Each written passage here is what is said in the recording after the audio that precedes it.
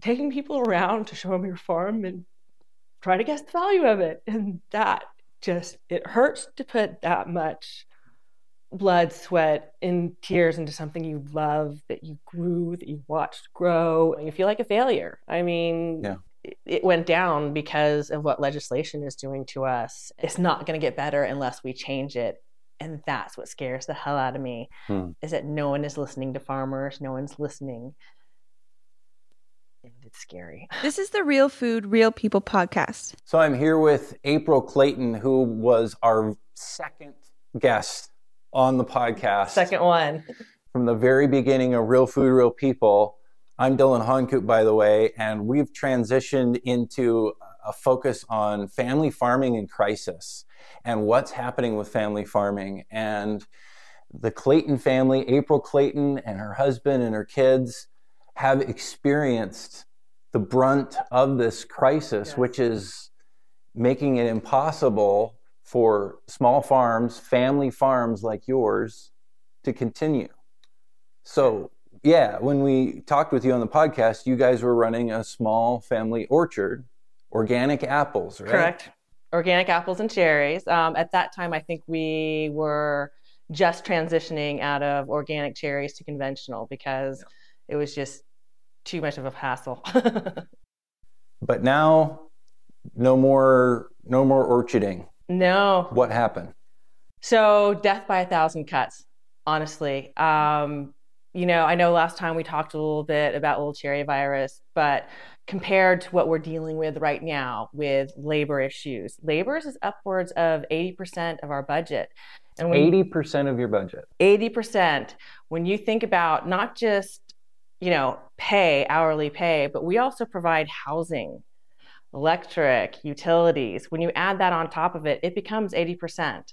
So, you know, if they lived off farm, yeah, we could save money that way. But we love our crew. This is a perk of work, of the hard work, is having a free housing to live in. And unfortunately, we used to provide health care.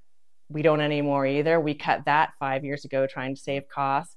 And now we've gotten to the point where, with the overtime being what it is at 40 hours, combine that with the new annual rate of $19.25 an hour, we can't afford it. Last year's returns were abysmal. The cherry returns won't even cover 1 month of chemicals, not just fertilizer, nutrients. Granted, we have an aggressive program because we're organic, but still 1 month, that's not doable. And the labor, you can't even touch the labor at that point. And that's the thing. If we can't get the fruit off the tree into the shed, how are we going to make money? So we made the decision that we can't afford it anymore. So we're lucky we got a lease. So that way we can still keep the land and try to do something with it that way, while someone else takes on the financial burden.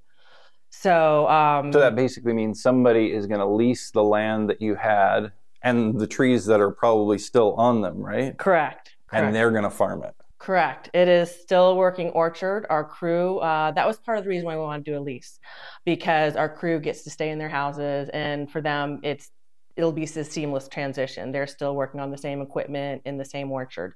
So that was really important to us. So that's one of the reasons why we wanted to lease. So we're very happy for that. But yeah, we're not the ones making the decisions what happens anymore.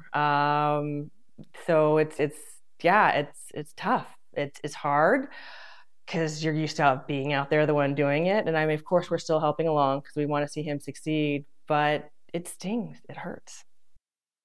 So what, a lot of us want to see in our communities, in our country, is small family farms, or, any size family farms, really, producing food where it still has that connection to the people stewarding the land.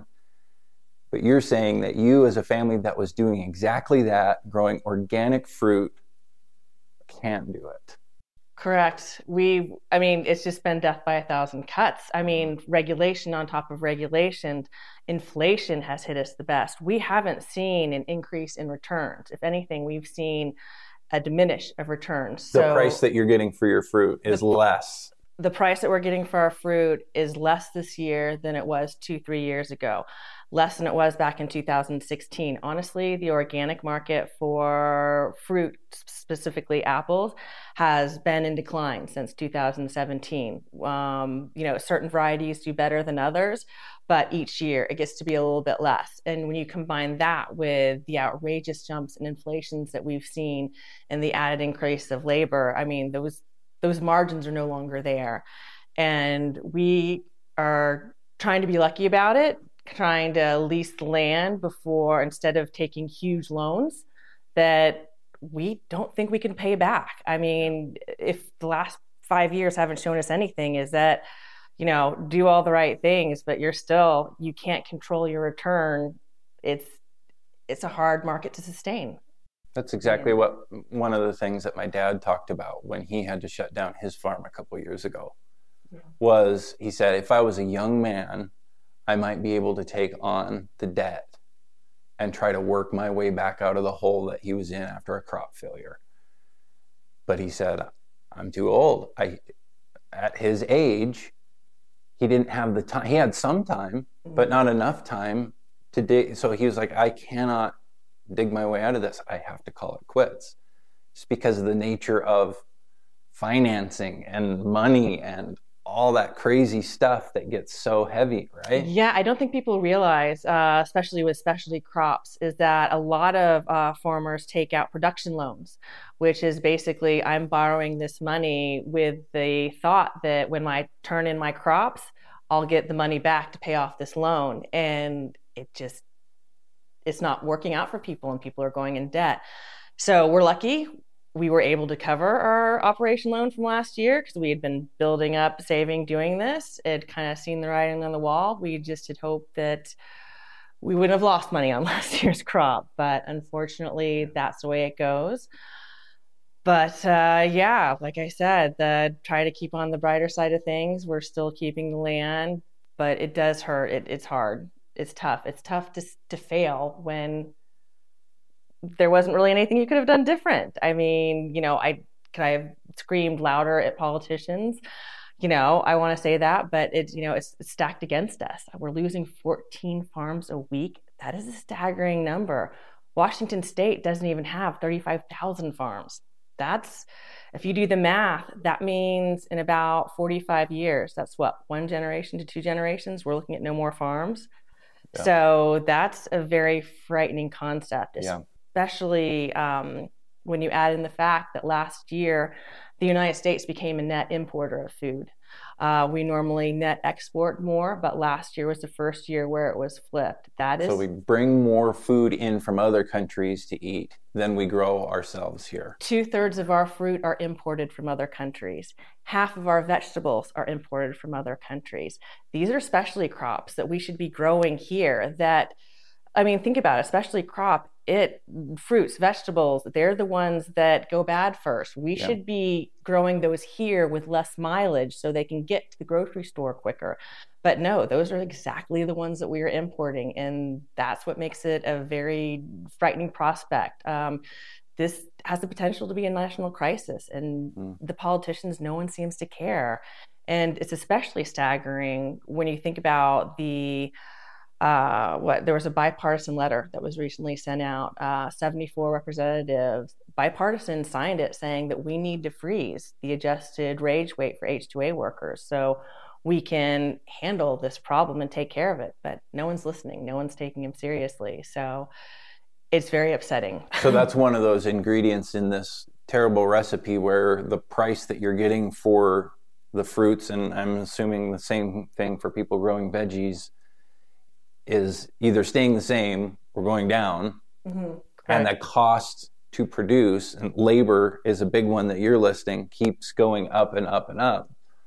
A lot of people talk about wanting to pay workers more, but if a farmer like yourself can't do that, then what's your choice? We have to stop. It's not like McDonald's where we can automate or pass the price on to someone else. So for us, it's unfortunately stopping. The money just isn't there. I mean, you can't be sustainable if you're not profitable. And people just don't seem to understand that. Farmers aren't raking it in. We've made very thin margins. I mean, the price of wheat didn't change for over 100 years, and everything else did. It's not the way it used to be. And people are just getting further away from the farm. I mean, we're down to 1.5% are farmers right now. 500,000 people work for those farmers. That's staggeringly low numbers, especially when, you used to consider, oh, we're going to the farm for the weekend to see grandpa and grandma. You just don't hear that anymore. No. So yeah, as we get further away from farming, people understand less about what's going on. And unfortunately, those are the people who are making decisions for us. And it's frightening to think that they just assume the food's going to be at the grocery store. The oil embargo, that's because we weren't producing oil and couldn't get oil. If we stop producing food and have to rely on other countries for food, what if they decide not to send us food? What if they decide to feed their people instead? It's always a national priority to feed your people. I mean, Well, you mentioned sustainability too. A lot of people are waking up to the fact that, hey, we need to produce the food that we eat close to home for a whole list of reasons, but sustainability is a big part of that, right? Correct. And I don't think people realize too is that also when you import food from another country, you don't get to dictate or influence how that food is grown. Organic doesn't mean the same in every countries. Different countries have different standards for what organic food is. So that organic apple that was grown here in Washington State is not same as that organic apple grown in China or India. So people need to understand that. And then also you lose dictating how the workers who work that farm, how much they paid. In Mexico, they're paid $1.50 an hour. In Canada, they're paid $11 an hour. Here in Washington State, they're paid $19.25 an hour. So there has to be a little bit more competitiveness going on. That's right. Not competitive. That's just price gouging us out of working, and we want to pay our employees because without them, we don't get the crop in. They're a vital part. Our foreman has been with us for over 45 years. He is set to retire next year, and he brought his brothers and sisters up from Mexico, and some of them still work for us. Their grandkids work here in the Valley. We hang out with them, we have quinceañeras with them. We have harvest parties with them every year, they're part of our family. And it's upsetting that people think that we're treating them like slaves. I mean, I think Senator Saldana herself called us slave owners at one point too, as your listeners well are aware of. Yeah. And that was an issue in Olympia that was being talked about and is still talked about. Is that really the truth about farm workers, and overall, the situation with overtime pay, actually, from the hundreds of workers that have been protesting this, actually hasn't been helping a lot of those workers, right? Correct. The people who are supposed to help the most, it's not helping because our crew now has to go down to 40 hours a week. We used to do about 50 hours a week normal, especially during the spring and summer, because when winter hits, it's hard to make those 40 hours when you're dealing with snow. You're not out there pruning in the snow or driving a tractor in the snow. You're not doing any tilling or anything like that either. And especially like with tree fruits, they don't like to be touched, at 18 degrees. So it's really hard to get those hours in. So, more time with the family during the winter, Christmas holidays, and then summer, hey, that's when we have the hours. Fruit does not like to sit on a shelf. When it needs to be picked, it needs to be picked. I think zucchini grows something like a 1/4 inch an hour in the hot sun. A cherry only has 3 days while it's ripe before it gets over. There's time dependence on these things. When your fruit isn't ripe or overripe, it's because there was a farmer who was in a rush to get it done, because if he didn't get it there, he just didn't have the labor to get it done. And it's very upsetting to not have the labor and to not have the understanding that this is time sensitive. It's not a widget, that you can stop a machine on and come back the next day. Hey, our 40 hours are up. Let's hit it again next week. Can't do that. No. And then if the wage is already $19.25, almost $20 an hour, then time and a half is almost $30 an hour. That gets really expensive when you have how many people, even on your small farm. How big was your crew? So we would have a crew of about 60, preferably. So when you think it takes about 2 hours, pretty quick. They would take me 3 hours to fill a bin of apples. But our crew, it's a skilled labor. They can do it in 2 hours. So 2 hours at overtime, that's $60 right there, just an hourly pay.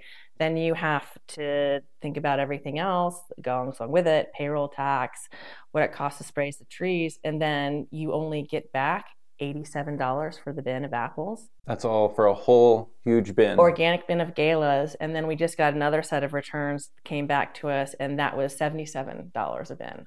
And that's organic prices, which are higher. Gala, correct. Yeah, this is higher than conventional.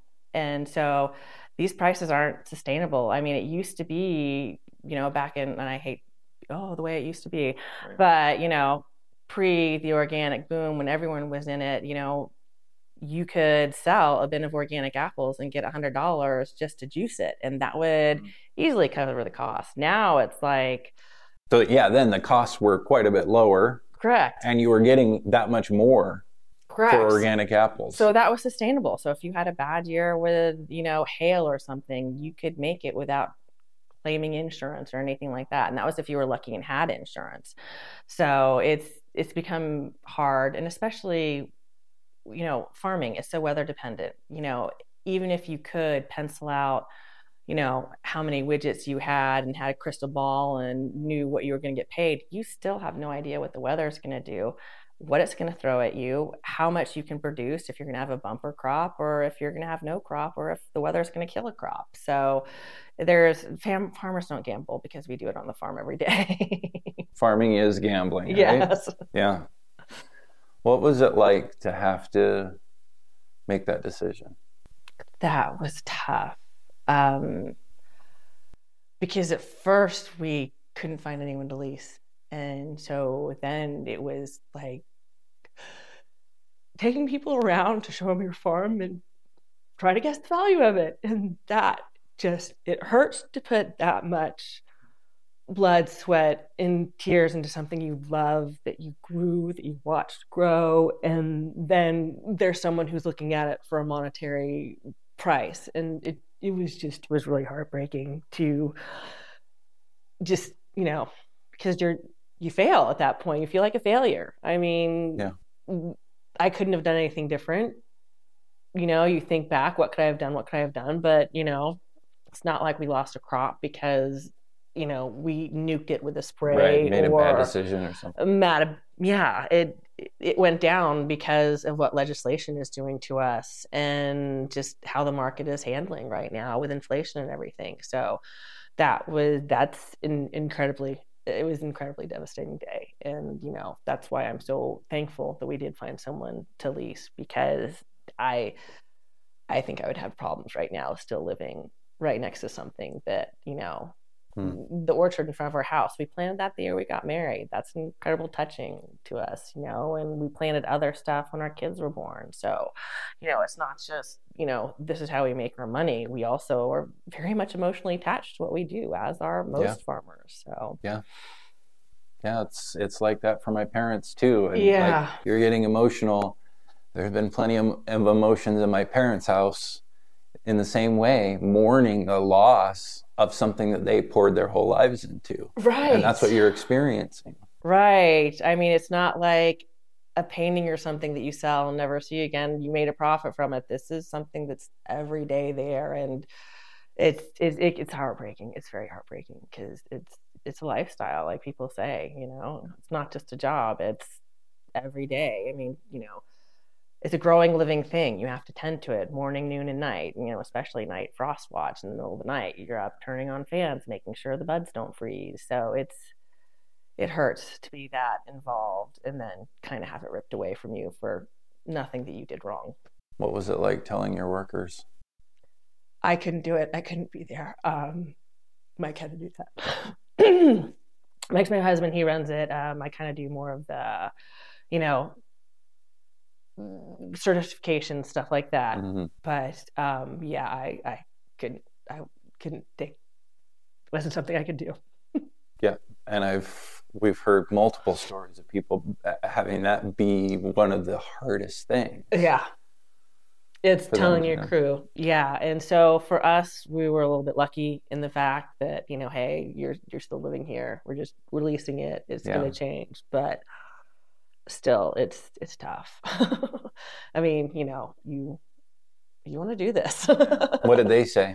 What have they said to you guys? They understood. I mean, they've kind of been abreast of things that have been happening in the business, because we give bonuses at the end of the year based on, our returns, because that's when we get them at the end of the year, especially for cherries. And, they've seen their bonuses diminish because they know, this year we got this much, Mike and April got this much. So, they can kind of do the math too. And so it is distressing, and I've heard a lot of examples from other farmers of having the crew come and say, hey, you don't have to give us a raise. We'll take last year's pay. And it's like, we appreciate it, but that's not the way it works. Yeah. So, they understand, and that's wonderful, but it is a tough thing to do. Well, thank you for sharing about it, being so transparent about what's really going on. And sadly, it's not just you guys. You probably know other people and have talked, even since this has all happened, with other people who are doing the same thing. Yeah, and I think what was most startling and frightening to me is that I know we're losing 14 farms a week in Washington State. That's a devastatingly large number. But I was recently in D.C. with a group from the American Farm Bureau, and here it's not just Washington State. It is nationwide, and it's not just commodities. I mean, it's commodities as well as specialty crops, even though specialty crop tends to be more labor intensive, but they're feeling it everywhere too. So it's these good intentioned laws are actually hurting the people they're meant to help. And the person who's hurting the most is the farm worker who's stuck at 40 hours a week. And they're going to have to take a second job. And this whole law was supposed to prevent them from taking a second job. Well, no, it's actually having a worse effect. It's causing farmers to go out of business and causing people to become homeless. If this farm sells, or any farm that does sell, the first thing that happens is the crew gets outed from the housing and the new crew comes in. And so when you talk about labor shortages and housing shortages, it's a frightening situation to be in. And it's scary when politicians aren't seeing it.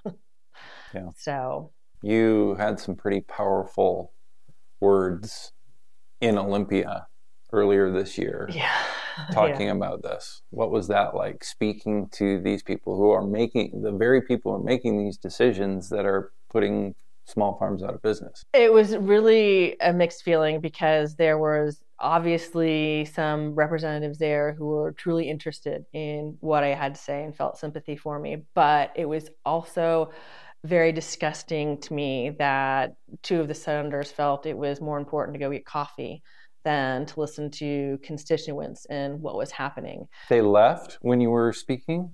Before I left, when our panel got up there to talk, about how overtime was hurting, that's when they felt it was necessary to get up and leave. And they didn't come back until after the testimony was over. They had planned not to be there for it. And that was just incredibly disrespectful. And I mean, it makes it frustrating when you drive 3 hours for maybe 1.5, 2 minutes of their time, and they can't even be bothered to stay in a room for that long. So, plus, they're the ones responsible, making decisions for these things that are changing your life, yet they won't listen to what you have to say. Correct. They spent more time listening to a crowd of about 30 people than they did the 300 that showed up there. They didn't, the rally for farm workers in Olympia, they didn't take one appointment. The people who were, forcing this bill out there, they didn't take the time to listen. So it is frustrating when the people who think they know better won't even take the time to listen to what their actions are actually doing.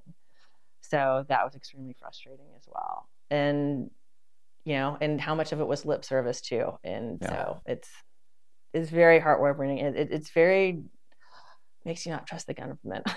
Yeah.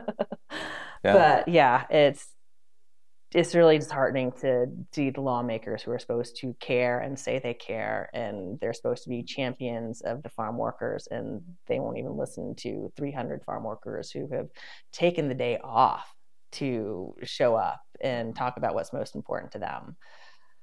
Yeah. What happens next? Where does this all change? That's what's scary. That's why I fear for actually, especially after going to DC and listening to other stories, not just Washington State, but how this happened nationally. We lost 20 million acres of farmland in 5 years. And there's a USDA official out there who thinks that farming is a waste of land in the United States when it can be done much cheaper overseas. That's not the attitude a USDA official would have. I mean, it makes me weep. It makes me cry. It makes me incredibly frustrated with a pit in my stomach, because this is our kids who are going to be dealing with this, and our grandkids. And how do you stop this when no one's listening? And it sucks. Something has to change. Something has to change, or else there will be a food crisis before people understand the change. And that's what I worry about, is that people will actually starve because there isn't food here, and we had something to do about it. Right now is the breaking point where, this is the tip of the iceberg. It's not going to get better unless we change it. And that's what scares the hell out of me, is that no one is listening to farmers. No one's listening. And it's scary. It's very scary. Well, thank you for sharing with us, and again, opening up about, this hard stuff to talk about. Yeah. I appreciate that. Well, thank you. Thank you for having me on for a second time. This is the Real Food, Real People podcast. These are the stories of the people who grow your food.